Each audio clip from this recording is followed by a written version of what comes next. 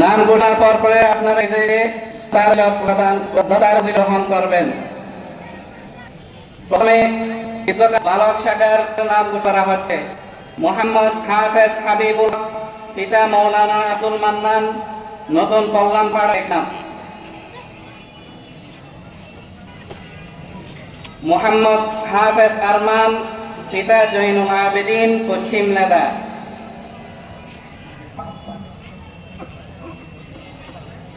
হাফেজ মোহাম্মদ আব্দুল্লাহ আল মামুন, পিতা হাফেজ নবী হুসাইন আলী খালি।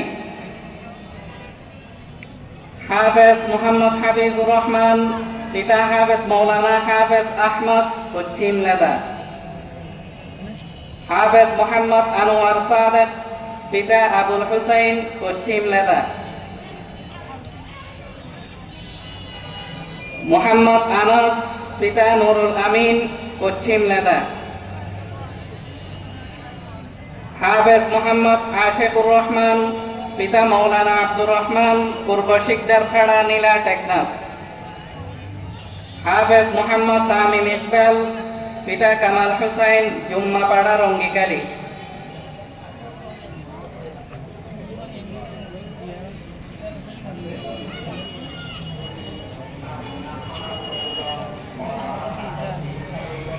আমাদের হিফজ পুরুষ শাখার দুইটা বিভাগ আছে, একটা হচ্ছে নরমাল আর একটা হচ্ছে প্রাইভেট হিফজখানা, যেটাকে বিআইপি হিফজখানা বলা হয়।